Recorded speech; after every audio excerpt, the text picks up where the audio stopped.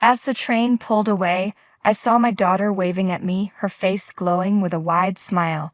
It had been nearly 2 months since she last saw her father, so I knew she must have been eagerly anticipating their reunion. I sent a message to my husband just as my daughter boarded the train. About 4 hours later, after I had returned home, my phone rang.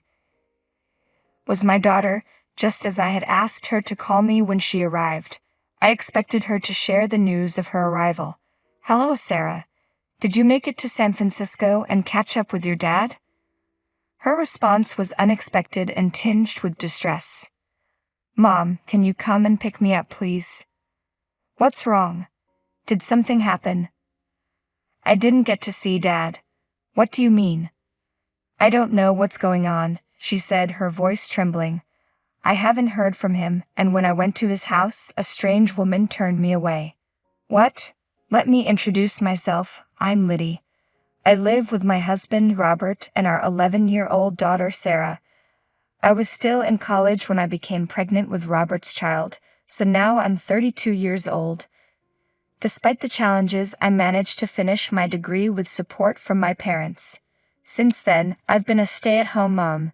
The unexpected pregnancy and our early marriage brought a lot of confusion and concern from those around us, and we faced some difficulties. Robert assured me that he had always intended to marry me and that our marriage was only a matter of time. After graduating from college, my husband landed a job at a prestigious company. With a generous starting salary and the benefit of company housing, we were able to avoid financial struggles and enjoy a happy life together. Although we didn't experience a traditional honeymoon phase, we were perfectly content. Our daughter was so beautiful that any concerns about our early marriage quickly faded. My husband adored her and took care of her on weekends, which allowed me to relax and spend time with friends. I didn't have to worry about dressing up or anything like that, and I had no complaints about our life. As time flew by, our daughter started elementary school. By then, my husband had been with the company for about 7 years and had earned a promotion. His increased responsibilities meant he came home later and later. Despite this, we made the most of our weekends with family road trips, creating many cherished memories. I believed that these happy times would continue for a long time. One day, as I was settling into our routine, the company announced a transfer for my husband. Despite our arguments about family considerations and the fact that our daughter is now 11 years old, the company insisted on the move. Until now, his reluctance to relocate was understandable because our daughter was still quite young. But now, with her age and his career's importance in mind, the company was firm that this transfer was crucial for his career advancement. The company he works for is large and has many potential replacements, but this move is essential for his future promotions.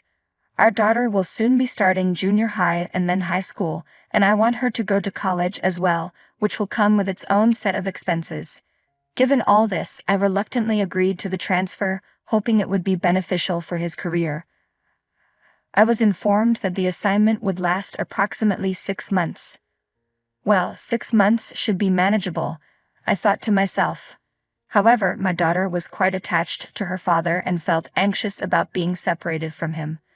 My husband reassured her that he would call every day and make an effort to keep her from feeling lonely.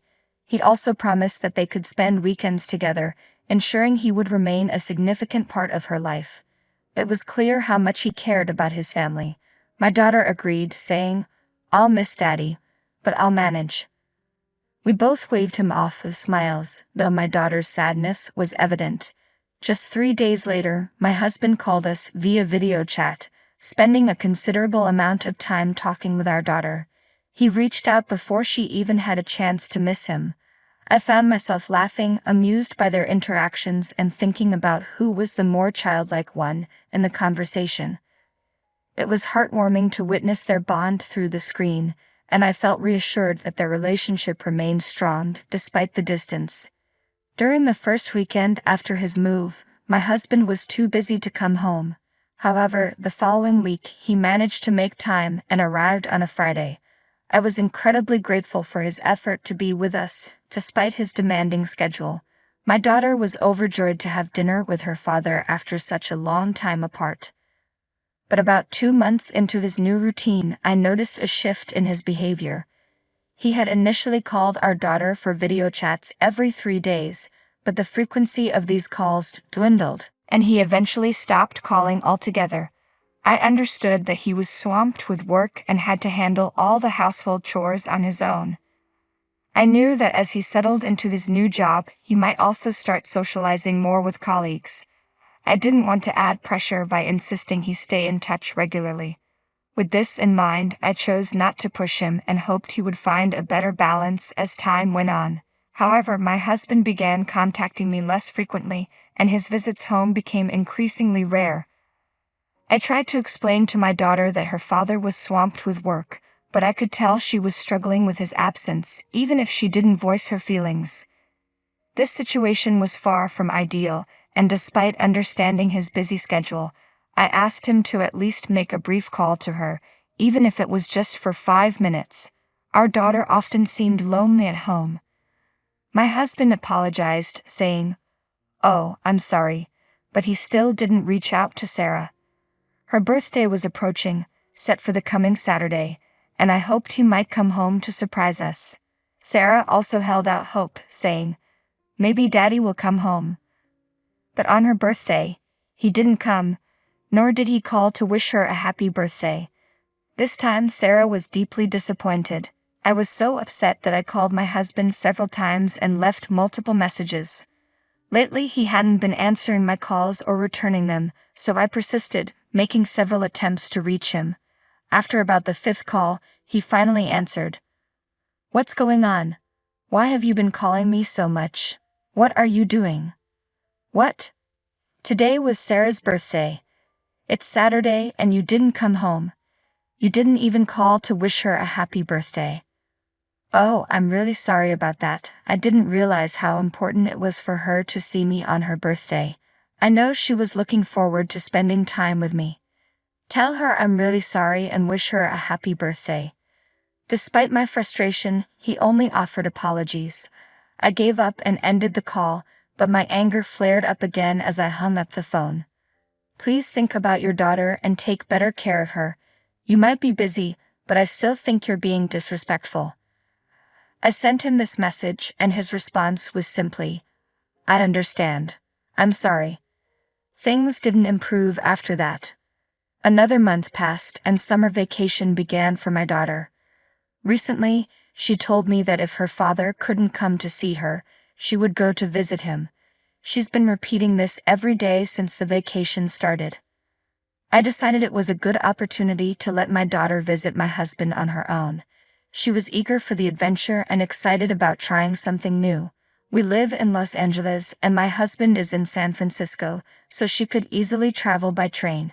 I would drive her to the station, and my husband would pick her up at the other end. He agreed to the plan, and finally, my daughter would get to see her father after a long time apart.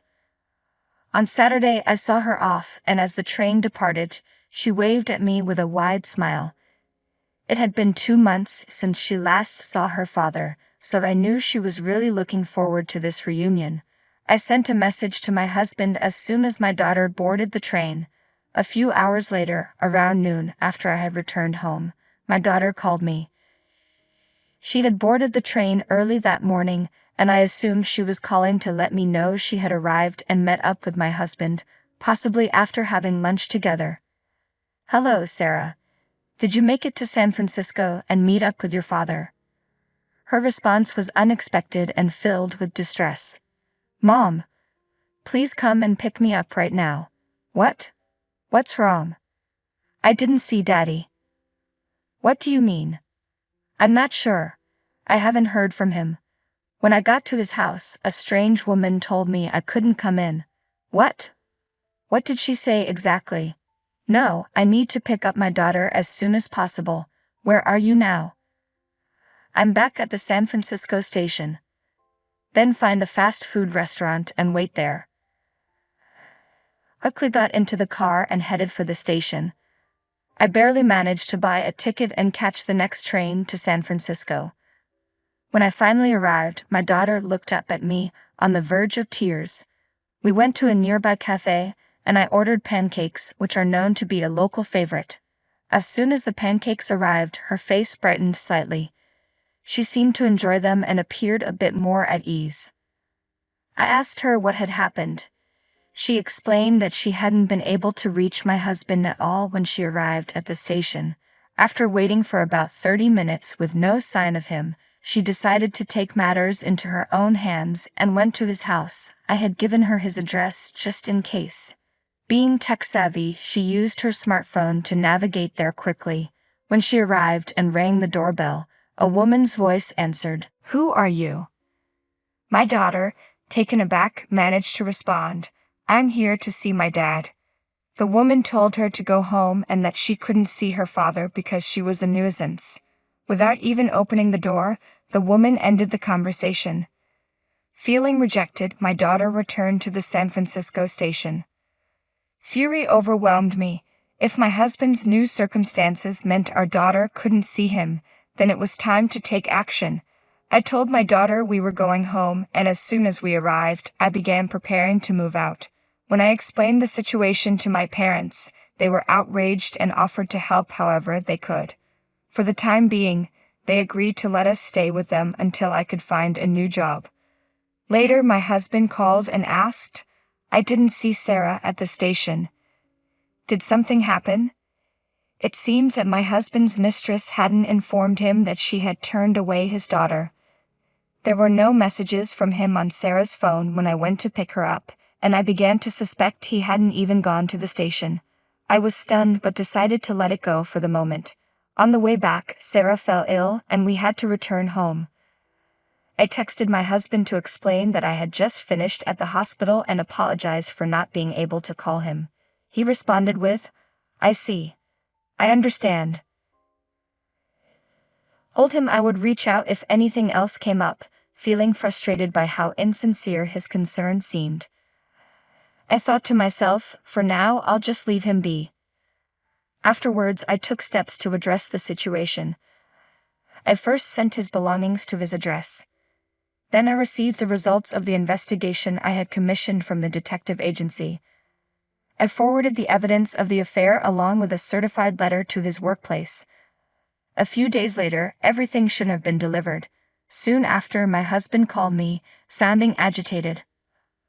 "Oh, hey, what's going on?" "Huh? What's this about?" my husband asked. "Just wanted to let you know what you've been up to." "You've got to be kidding me. We're dealing with a major issue here." "Of course it is. That's exactly what I'm addressing. And I can't believe you're sending my belongings to me. I don't need your things, and I'm not paying rent anymore." "What? Sarah and I moved out of that apartment." "Oh, you moved out?" "Yes, about a month ago." "What? So no one lived there for a month, and we still had to cover the rent?" "Well, that's true, but the lease was in your name, so that's not my problem." "No. You're about to fall 2 months behind on rent and eviction is imminent." "Is that why I've been getting calls from an unknown number? We could be in serious trouble if we lose that apartment. Why don't you just stay in San Francisco?" "You sent a certified letter to the company. Now they know about my affair and are calling in a replacement from headquarters to move me back to Los Angeles. If you send me all this stuff, it'll complicate my return, and to make matters worse, I don't have a place to stay in Los Angeles." I nearly laughed at how well the plan had worked, but I managed to stay composed. "You've caused Sarah and me too much pain for there to be no consequences. This isn't over. I'm going to file for divorce and I'll be demanding alimony and child support." "Oh no. Let's handle this through the lawyers and get it all settled." I hung up the phone and immediately hired a lawyer. The process unfolded as planned. The divorce was finalized without any issues, and I secured alimony from both my ex-husband and his affair partner. I also filed for child support from him. The scandal of his affair led to his return from the transfer, making him the subject of ridicule within the company. He faced scorn from female colleagues and lost all prospects for promotion. However, he couldn't resign because he needed to fulfill his alimony and child support obligations. He must be deeply embarrassed. My daughter has become disillusioned with him. When he reached out to apologize and asked to see her, she declined. He truly deserves this. Meanwhile, I found a job and my daughter and I now live happily together in a new apartment. I'm committed to working hard to support her and to watch her grow up. 4-0 Mini.